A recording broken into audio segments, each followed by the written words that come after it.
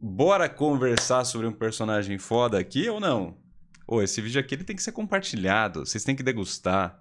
Bora trocar uma ideia nos comentários, bora trocar uma ideia aqui no chat, conversar com vocês, pessoas maravilhosas que estão aqui com a gente. Ou compartilhem a live lá, dá um RT. Eu sei que vai demorar um pouquinho aqui pra galera entender que a gente voltou a fazer lives, mas incrível. Vamos lá. Personagem foda, vamos falar um pouco sobre um Meruem no Psicologia. Psicologia dos animes, né? Incrível. Vamos lá. Likezão aqui. A experiência é um professor cruel. Primeiro ele te dá um teste e depois a lição. Nossa, que frase foda.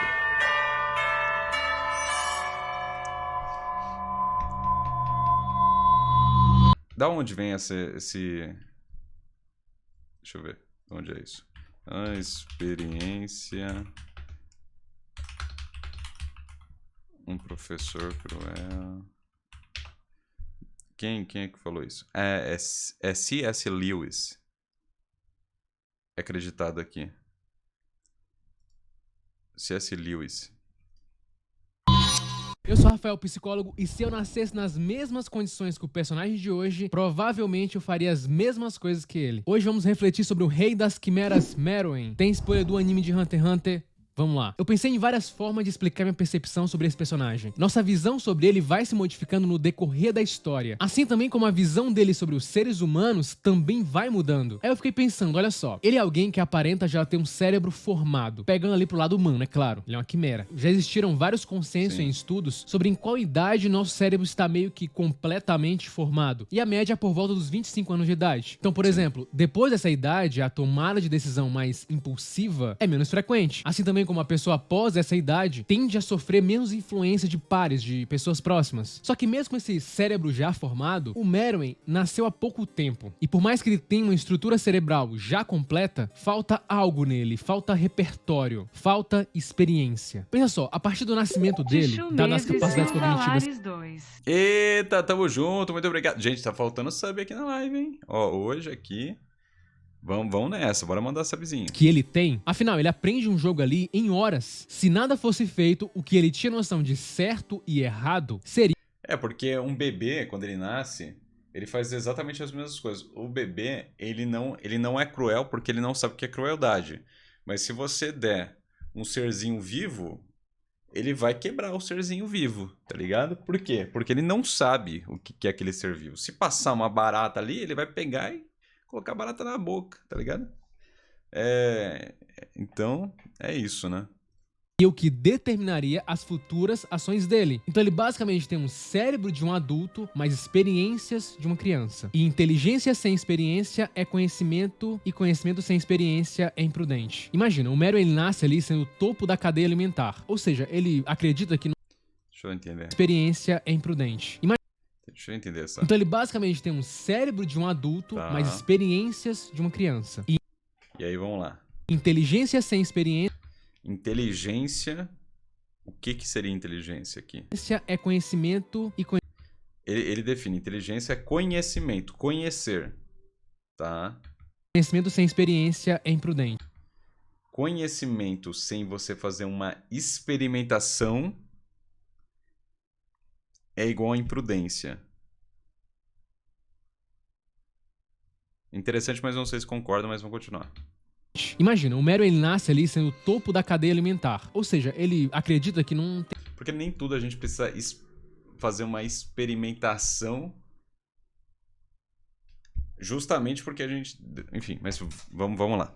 Tem nada de errado em ele ser arrogante. Então ele vai eliminar ali quem quer que seja. Se ele tiver vontade, ele vai fazer, porque ele tem poder. E não tinha ninguém ali pra dizer o contrário. Ele não vai ter ali pais, por exemplo. Sim, senhoras e senhores. Bons pais podem tornar as crianças mais inteligentes, confiantes e mais gentis com os outros. E essas mudanças, inclusive, são vistas por neurocientistas nas chamadas ressonâncias magnéticas funcionais, o RMF, que mostram essas mudanças estruturais e organizacionais no cérebro. Então, com tudo isso, Meruem é extremamente cruel. O Meruem se considera superior a todas as outras outras espécies. E a crueldade dele começa aí. Logo após ali o seu nascimento, ele começa a matar de forma indiscriminada. Se algo ou alguém o perturbar, ele simplesmente destrói aquilo, só pra satisfazer seu próprio desejo, ignorando totalmente o desejo do outro. Ele mata pessoas, seres humanos, como se não fossem nada. Até mesmo uma criança. Ele faz isso de forma totalmente indistinta. E a experiência dele de criança dá todo sentido a isso. Se uma criança pequenina, por exemplo, pega uma borboletinha e mata ela, se ele não tiver tido nenhuma outra experiência ou alguém alertando que aquilo causa dor na borboleta, que aquilo é cruel, a criança pode achar que aquilo é certo a se fazer. E eu vi isso justamente no Meruem. Ele simplesmente age por instinto da própria espécie dele. Só que vamos lá, ele é extremamente inteligente. E aí ele vai convivendo e observando experiências humanas. E é aí que as coisas vão mudando. Como dizia James Russell Lovell, um espinho de experiência vale um deserto inteiro de aviso.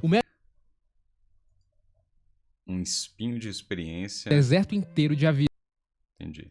O Meruem passa por um descobrimento de emoções. Ele começa a ver como elas são contraditórias. E ele faz tudo isso pela grande observação dele. Por dezenas de milhares de anos, nossos antepassados viveram em grupos muito pequenos. E para eles foi fundamental observar cuidadosamente os outros e o mundo ao seu redor. A observação foi crucial para nossa sobrevivência. E por sorte, ninguém estava lá para dizer naquela época: não olhe pro outro, não é educado. Há quase 20 anos, Gavin de Becker escreveu o livro Presente do Medo, em um esforço para nos alertar e educar sobre ser mais observador e consciente. Ele nos encorajou a olhar ao redor e ouvir essa voz interior, que é realmente nosso cérebro límbico, nos dizendo para ter cuidado para que algo está errado. O ato de observar é uma habilidade nossa que vem de muito tempo, e que o Meruem vai usar ela de forma bem enfática. Parece que o Meruem no começo é totalmente desprovido de empatia. Um grupo de mulheres clama pela sobrevivência e ele fala: alguma vez você já poupou um animal porque ele implorou? Um animal não implora para não ser morto, justamente porque o outro não vai se compadecer. É assim na natureza. O Meruem não via sentido em poupar uma vida que ele estivesse disposto a matar. Na visão...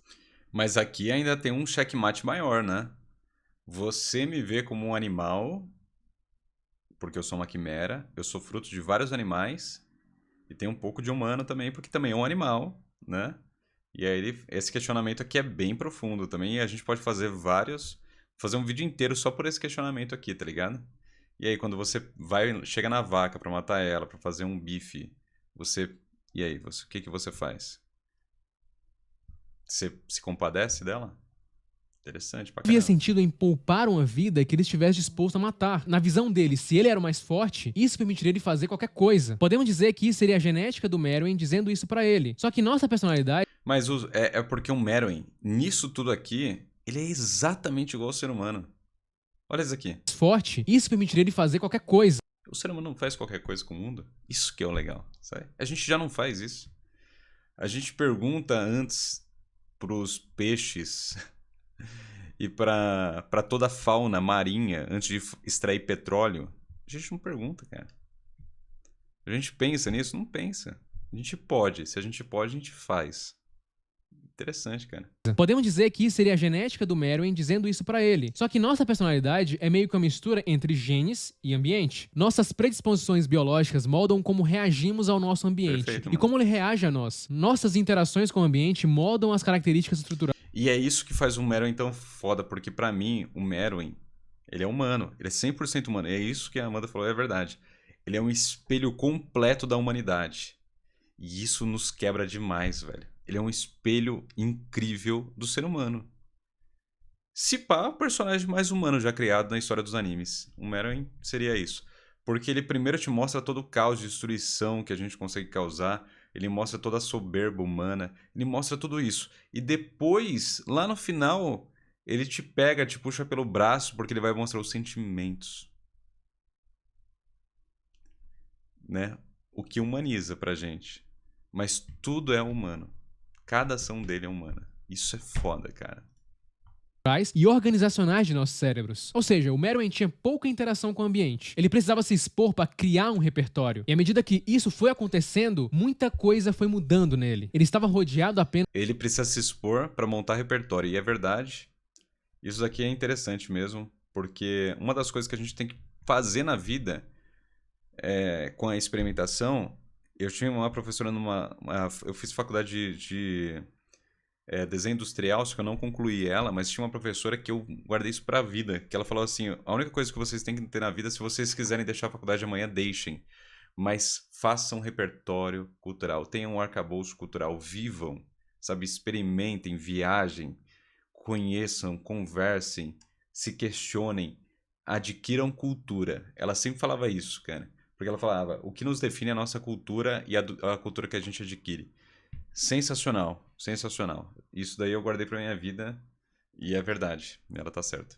De pessoas que concordavam com ele. E se alguém tentasse o convencê-lo do contrário, essa pessoa poderia morrer rapidamente. E é aí que entra a Komugi. A sua relação com a Komugi é uma das mais interessantes e emocionantes do anime. Ela é uma garotinha simples, que não consegue enxergar, mas é a melhor jogadora de Gunji do mundo. Tão boa que o Meruem não consegue ganhar dela. E isso causa extremos conflitos nele. O fato dela ir vencendo ele foi permitindo que ele passasse mais tempo com ela. E com isso ele observou ela mais. Ali ele tinha uma interação mais genuína com o humano, o que fazia ele entender um pouquinho da percepção desses seres. Mais do que isso, da própria natureza da vida. E naquele momento, o Meruem passa por várias quebras de expectativas, perdendo várias vezes. E ele, de alguma forma, mesmo que implícita, vai admirando ela de alguma forma. Ele vai percebendo aos poucos que ele está de cabeça quente, que ele está perdendo o controle e não ela. Ela não perdia a calma, enquanto ele era o contrário. Ele tentou manipular ela pelas emoções, mas isso não surgia efeito nela. A Komugi tinha aquele jogo como se fosse a sua vida. Ela estava disposta até mesmo a morrer caso não pudesse mais jogá-lo. Ela fala que estava na essência dela. Mesmo quando ele tenta apostar o braço dela na partida, pra meio que tirar o controle dela, ela não se importa muito. Inclusive, ela tenta até oferecer a própria vida caso ela perca. Isso faz o Meruem prestar atenção na sua própria percepção de controle. Com aquela garota, ele não tinha aquele controle todo que ele tinha com os outros. É similar a quando uma criança... E tem um rolê, né, que... Não, deixa quieto, não vou nem falar disso, porque o falar do NEM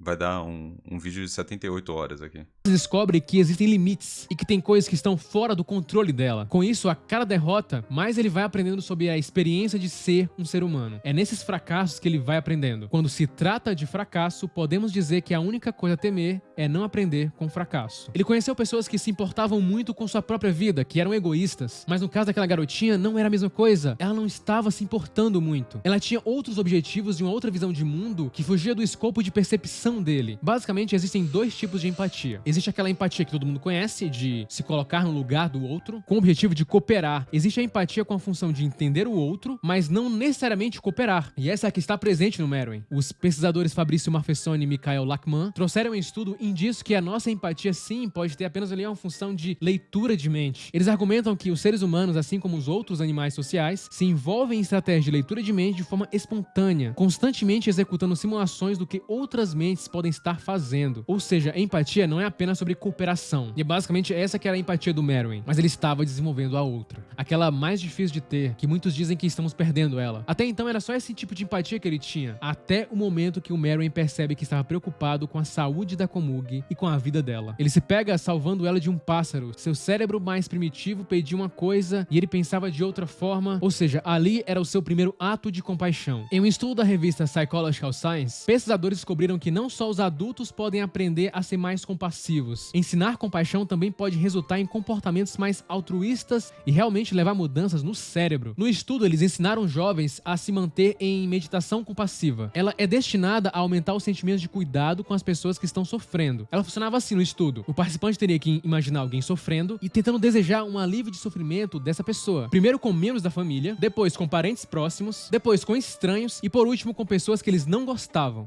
Isso é difícil, viu? E usando ressonância magnética funcional, antes e depois do treinamento, os pesquisadores puderam ver como a meditação da compaixão influenciou a atividade cerebral. Não sabemos como é o cérebro do Meruem, mas parece funcionar como o da gente. Ou seja, sua interação de compaixão estava afetando ele, estava afetando a estrutura cerebral dele. E o que eles observaram foi que aqueles participantes mais propensos a serem mais altruístas, após o treinamento de compaixão, tiveram um aumento na atividade cerebral no córtex parietal inferior, uma área do cérebro associada à empatia e compreensão das outras pessoas. E vemos essa percepção dele sendo exposta em palavras na conversa que ele tem na luta contra o Nétero, que agora ele percebia que existiam vidas que eram valiosas para preservar. Essas vidas para ele seriam de pessoas fracas que não poderiam se proteger por conta própria. Ele meio que queria proteger o mundo de uma desigualdade. E nessa luta com o Nétero, a gente vê a clara diferença entre ter experiência e não ter. Por mais que o Meruem fosse poderoso, ele tinha nascido há pouco tempo atrás. Por mais que o cérebro dele fosse bastante evoluído, ele ainda não colecionava a quantidade de experiências que o Nétero já tinha. Talvez a própria percepção do Meruem de querer mudar o mundo era por não ter experiência. O Nétero nem cogita isso. O Meruem quer conversar e o Nétero percebe que naquele momento, naquela circunstância, uma conversa não resolveria nada. É uma coisa tão simples e tão sutil, mas o Togashi colocou isso de forma magistral, de como existiria uma diferença enorme entre ter experiência e não ter. Pela própria experiência, o Meruem não estava vendo o escopo inteiro do mundo. E não é à toa que nessa luta, né, o Meruem tá brigando contra o Netero o idoso, tá ligado? Justamente pra mostrar essa nuance do bebê, né, que é a criança versus o idoso, sabe? Ou seja, a não experiência versus a experiência.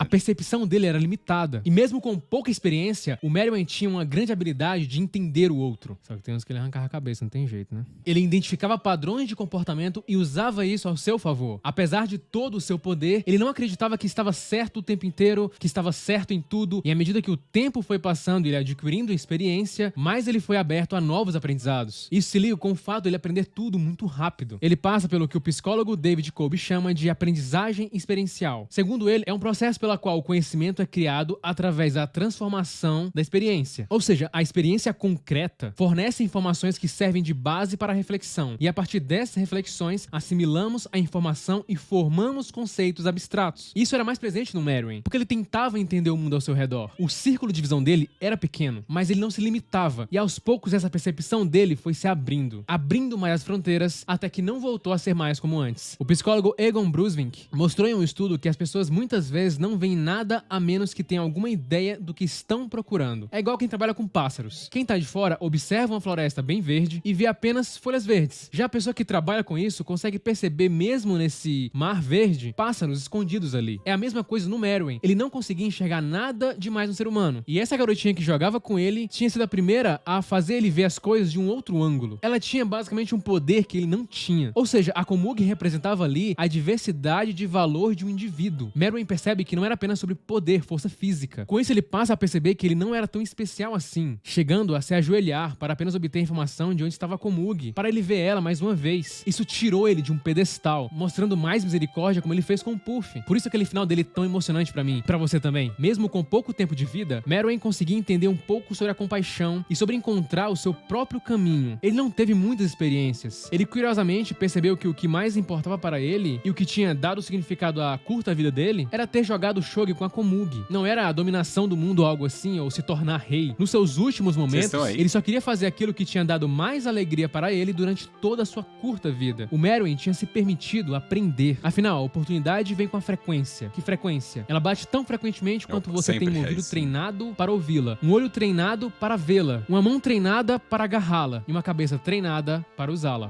Curta, se inscreva e compartilhe. É apenas o começo.